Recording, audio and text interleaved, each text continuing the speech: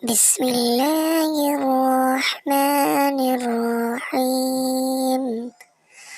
قل أعوذ برب الفلق من شر ما خلق ومن شر غاسق إذا وقب ومن شر النفاثات في العقد ومن شر حاسد إذا حسد.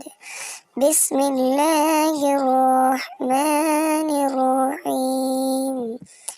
قل أعوذ برب الناس ملك الناس إله الناس من شر الوسواس الخناس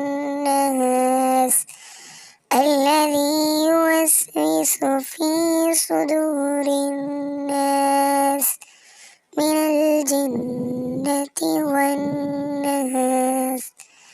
آمنت بالله صدق الله العظيم.